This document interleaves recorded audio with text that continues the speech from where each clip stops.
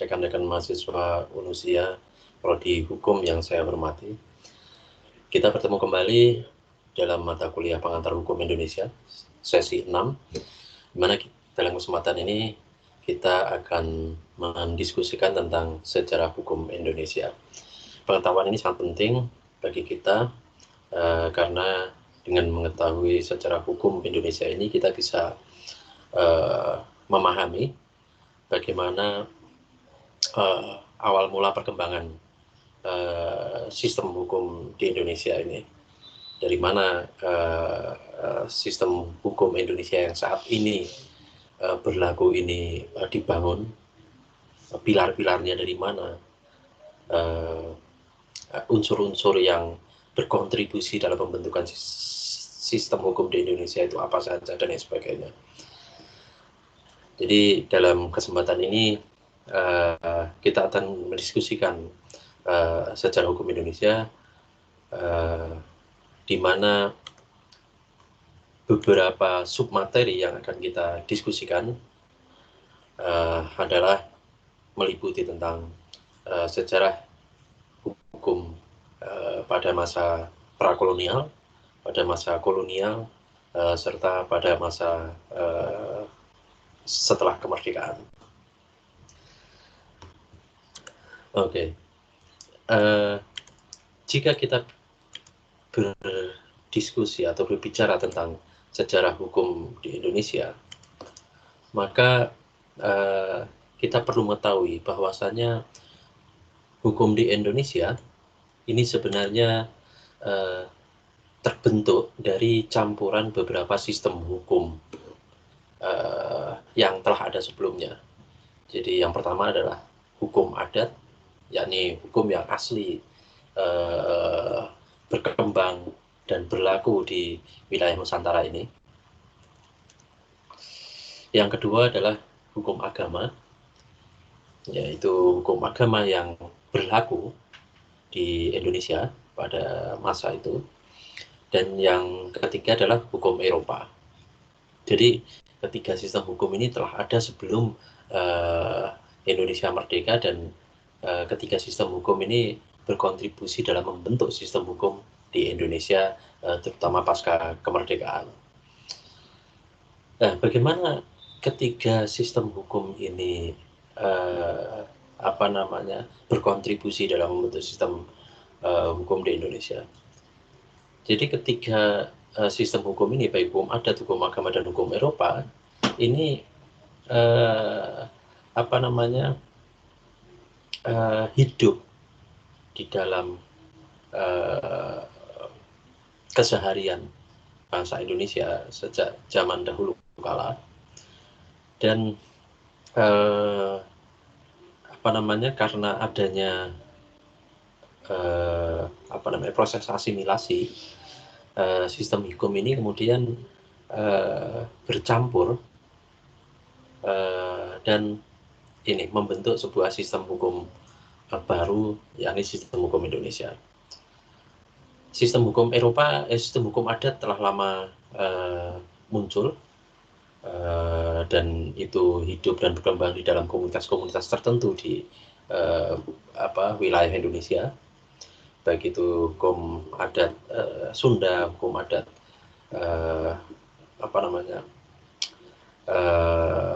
Jawa, dan lain sebagainya. Di sisi lain,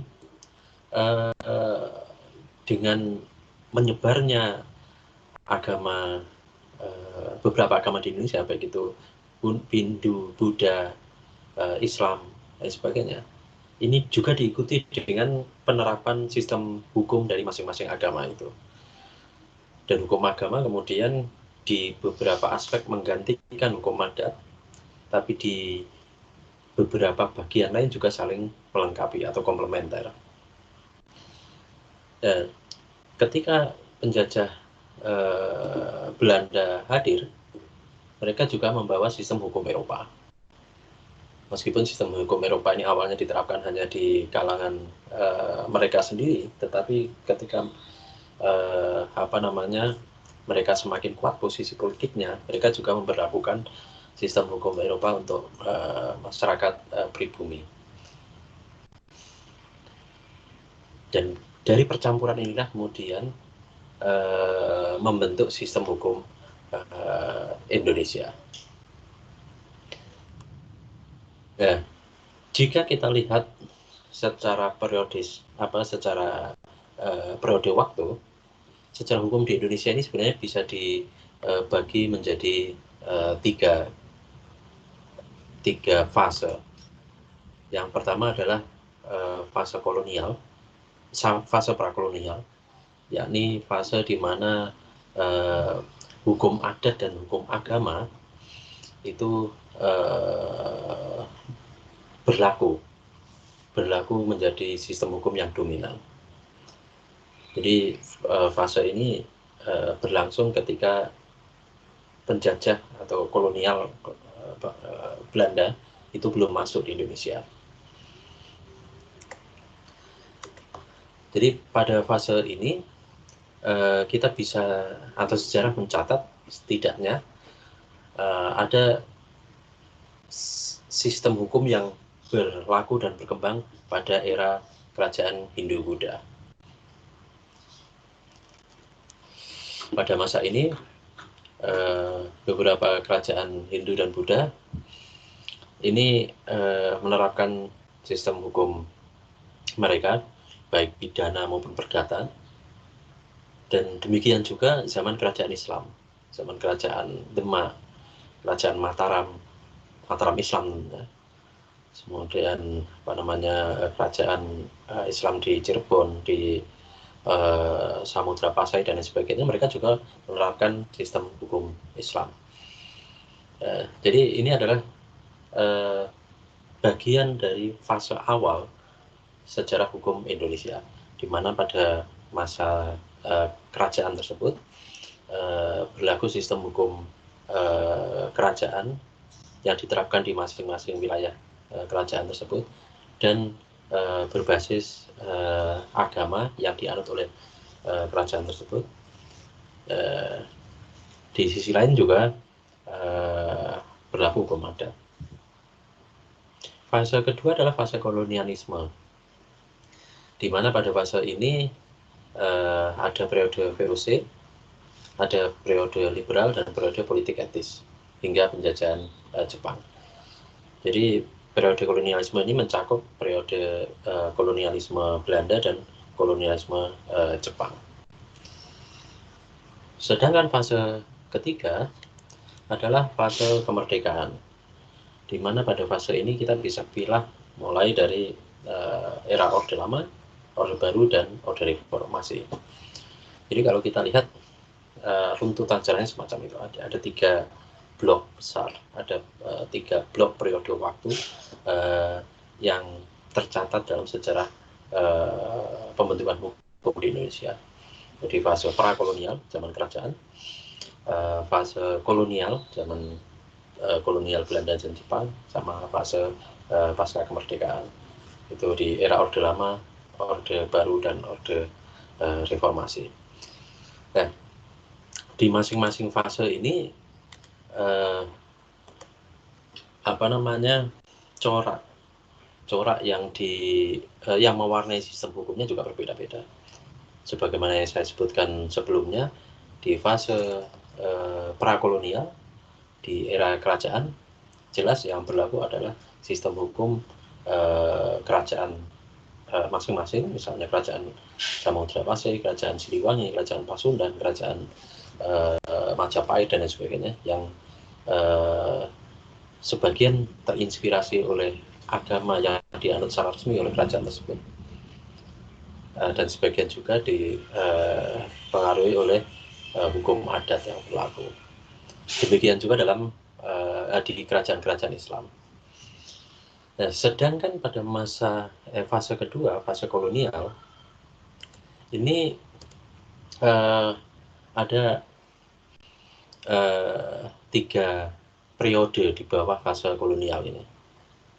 Sebenarnya 4 ya, termasuk yang Jepang. Yang Jepang nanti tidak terlalu banyak perubahan karena singkatnya masa penjajahan Jepang. Pertama adalah periode VOC, dalam fase kolonialisme ini. Pada periode VOC ini, hukum yang diterapkan itu ada bernuansa atau berorientasi pada kepentingan eksploitasi. Jadi tujuan utama dari sistem hukum yang diterapkan itu adalah untuk mendukung kepentingan mengeksploitasi sumber daya alam di Indonesia. Terus kemudian yang kedua, tujuannya adalah mendisiplinkan rakyat pribumi dengan cara yang otoriter. Yang ketiga adalah tujuannya untuk melindungi kepentingan-kepentingan VOC. Jadi pada periode ini ada pembedaan pemberlakuan hukum terhadap orang Belanda atau Eropa dengan pribumi. Jadi yang terhadap orang Belanda atau Eropa berlaku hukum Belanda, sedangkan bagi pribumi berlaku hukum yang dibentuk oleh masing-masing komunitas secara mandiri. Di pada fase ini ya hukum Eropa, hukum Belanda itu hanya berlaku untuk orang-orang Belanda. Nah, fase keduanya adalah periode liberal. Jadi dimulai pada tahun 1854. Ini pemerintah kolonial Belanda menerbitkan Reglement atau peraturan tentang tata pemerintahan di Hindia Belanda. Jadi pada periode ini penerbitan Reglement ini bertujuan untuk melindungi kepentingan usaha-usaha swasta serta untuk pertama kalinya mengatur tentang pembatasan terhadap pejabat eksekutif terutama residen dan kepolisian. Nah, jadi kalau yang di periode VOC tadi itu orientasi hukumnya itu adalah untuk melindungi kepentingan VOC dan VOC itu merepresentasikan kepentingan pemerintah Belanda. Sedangkan pada periode liberal ini sistem hukumnya mulai mengakui dan melindungi hak-hak dan kepentingan kelompok usaha swasta. Jadi Reglement tahun 1894 ini dilandasi oleh politik liberalisasi ekonomi. Jadi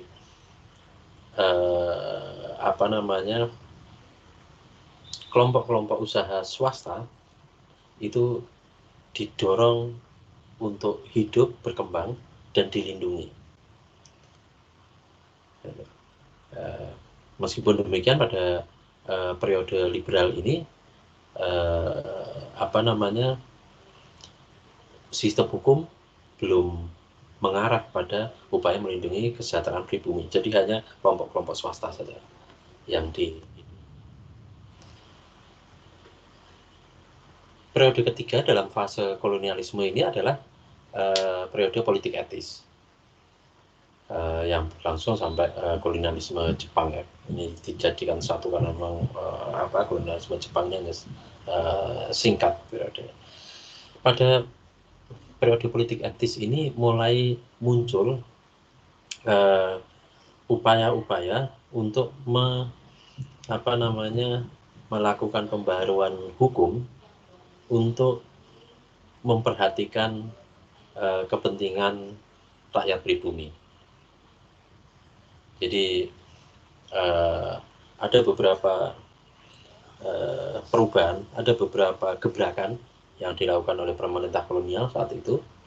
Jadi misalnya satu, membuka pendidikan untuk anak-anak pribumi di bidang hukum. Terus kemudian membentuk Volksraad atau lembaga perwakilan untuk kaum pribumi. Melakukan penataan organisasi pemerintahan, khususnya dari segi efisiensi. Penataan lembaga peradilan. Terus pembentukan peraturan perundang-undangan berorientasi pada kepastian hukum. Jadi pada periode politik etis ini mulai ada kemauan dari pemerintah kolonial Belanda, dan hal itu dipicu oleh berkembangnya kekuatan kelompok politik etis di negeri Belanda, kelompok-kelompok politik yang mendorong adanya peningkatan perhatian pemerintah kolonial kepada rakyat di negara-negara jajahannya. Gitu. Pengaruh politik ini kemudian berimbas pada perubahan-perubahan yang terjadi di sektor hukum, termasuk dibuatnya atau dibukanya pendidikan bagi kalangan pribumi terkait dengan hukum. Nah, periode ketiga adalah periode pasca kemerdekaan. Jadi pada periode pasca kemerdekaan ini ada beberapa sub periode gitu ya. Yang pertama ada periode revolusi fisik. Jadi pada periode revolusi fisik ini ketika bangsa Indonesia sedang melakukan upaya untuk mempertahankan kemerdekaan, jadi tahun 45 46 itu ada sebuah gerakan untuk melakukan pembaharuan hukum dengan tujuan untuk mewujudkan dekolonialisasi dan memperkuat nasionalisasi.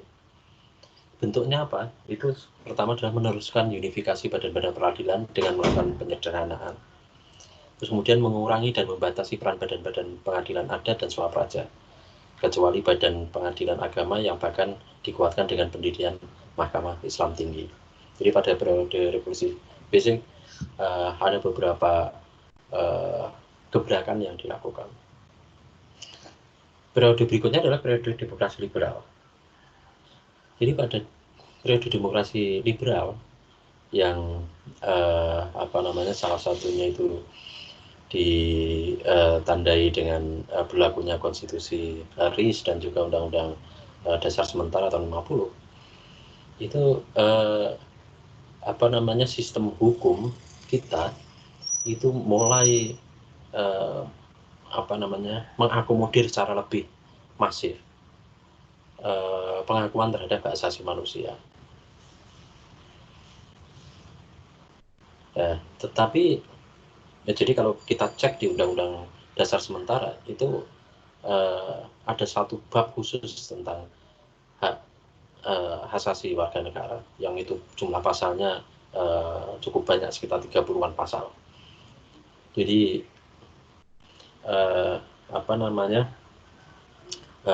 di dalam periode demokrasi liberal ini pengakuan terhadap hak asasi manusia menjadi mengalami banyak peningkatan. Nah, tetapi yaitu tadi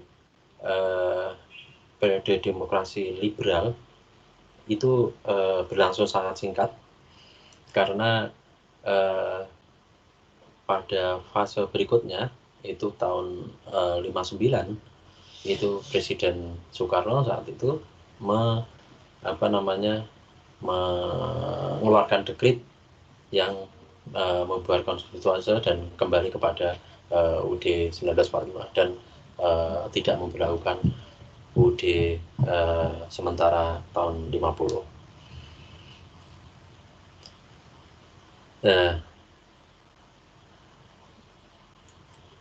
Periode berikutnya adalah pada era Orde Baru.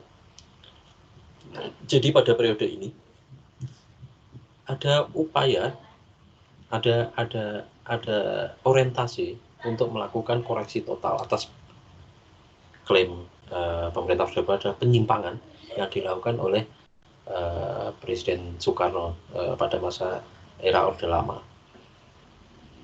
Jadi pada masa ini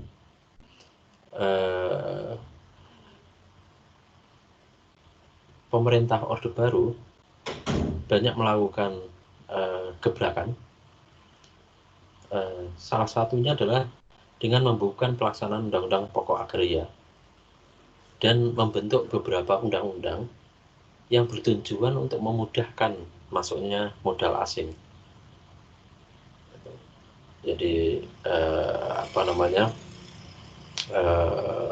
banyak waktu itu undang-undang yang merupakan produk dari Orde Lama yang bernuansa sosialis, itu kemudian dicabut dan diubah menjadi bernuansa liberal. Tujuannya adalah melakukan akselerasi pembangunan ekonomi bertumbuh pada kekuatan modal asing. Pada era ini rezim Orde Baru juga melakukan beberapa tindakan yang sangat ekstrim, yaitu antara lain menundukkan lembaga-lembaga penegakan hukum itu di bawah eksekutif. Di sisi lain juga melakukan pengendalian sistem pendidikan dan penghancuran pemikiran kritis, termasuk juga pemikiran dari kalangan atau dari sektor hukum. Jadi pada era atau fase pasca kemerdekaan itu kita, kalau kita mau bandingkan, itu ada perbedaan yang sangat signifikan, sangat fundamental antara era Orde Lama dengan Orde Baru. Jadi kalau era Orde Lama itu sistem hukumnya itu lebih nuansa sosialis, jadi banyak undang-undang yang berorientasi atau cenderung pada paham sosialisme seperti undang-undang agraria itu muncul, dan pendulum itu bergeser di era Orde Baru, di mana pembangunan hukum di sektor hukum itu diarahkan untuk meningkatkan atau menopang pertumbuhan ekonomi. Dan pertumbuhan ekonomi di era Orde Baru itu lebih bernuansa kapitalis.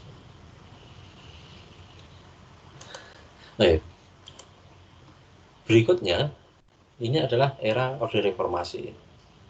Jadi hampir sama dengan Orde Baru yang muncul sebagai koreksi atas penyimpangan yang terjadi pada Orde Lama, era Orde Lama. Di era Orde Reformasi pun semacam itu. Jadi ada semacam semangat dari para politisi dan sebagian besar kalangan masyarakat Indonesia untuk melakukan koreksi total terhadap praktek politik dan terhadap sistem politik maupun sistem hukum yang dijalankan oleh pemerintah Orde Baru. Jadi di era reformasi ini, di samping terjadi 4 kali amandemen UUD 1945, itu juga terjadi beberapa pembaruan. Jadi yang pertama, pembaruan sistem politik dan ketatanegaraan. Jadi di era Orde Reformasi ini kita bisa melihat ada di sektor lembaga peradilan misalnya, itu muncul Mahkamah Konstitusi yang memiliki tugas dan wewenang untuk menguji konstitusionalitas undang-undang dan beberapa kewenangan lain. Jadi lembaga peradilan tidak tunggal lagi hanya di bawah Mahkamah Agung, tapi juga ada Mahkamah Konstitusi, lembaga peradilan konstitusi. Terus yang kedua juga ada pembaruan di sektor hak asasi manusia. Jadi ada perluasan norma pengaturan di dalam konstitusi terkait dengan hak asasi manusia, dan juga ada pembaruan di sektor sistem ekonomi.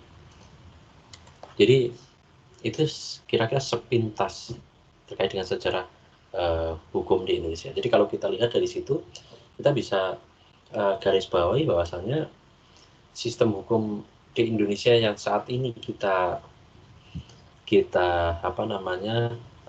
temukan, yang saat ini kita berlakukan, itu sebenarnya merupakan sebuah proses yang berjalan sejak era prakolonialisme sejak era kerajaan sampai saat ini. Dan sistem hukum yang ada sekarang ini tidak lepas dari kontribusi sejarah tersebut. Sistem hukum saat ini tidak lepas dari pengaruh hukum agama, tidak lepas dari pengaruh hukum adat, tidak lepas dari pengaruh hukum kolonial. Itu. Jadi ini merupakan proses evolutif yang kemudian membentuk sistem hukum kita seperti yang sekarang ini. Dan sistem hukum yang sekarang ini juga tidak akan berhenti.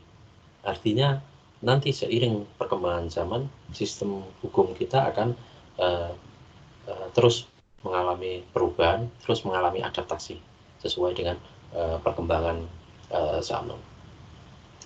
Nanti kalau teman-teman mahasiswa masuk ke pembahasan atau ke mata kuliah yang lebih spesifik, nanti misalnya hukum pidana, hukum perdata, hukum acara, hukum Islam, teman-teman akan bisa mempelajari secara lebih detail lagi sejarah perkembangan dari masing-masing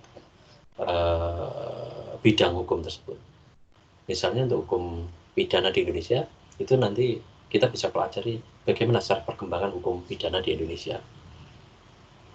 Salah satu hal yang masih menjadi PR di negeri kita ini adalah bahwasanya kitab undang-undang hukum pidana kita itu sampai sekarang masih menggunakan kitab undang-undang hukum pidana produk dari pemerintah kolonial Belanda. Jadi sampai sekarang kita belum berhasil membuat kitab undang-undang hukum pidana tersendiri. Meskipun tentunya sudah ada beberapa undang-undang sektoral yang juga mencantumkan ancaman pidana tertentu, tetapi kitab undang-undang hukum pidana itu sendiri sampai saat ini belum berhasil direvisi atau bahasa Indonesia belum berhasil menelurkan atau menghasilkan satu kitab undang-undang hukum pidana yang baru. Jadi demikian pertemuan sesi ke-6 ini. Jika ada pertanyaan nanti silahkan disampaikan melalui kolom komentar. Terima kasih. Wassalamualaikum warahmatullahi wabarakatuh.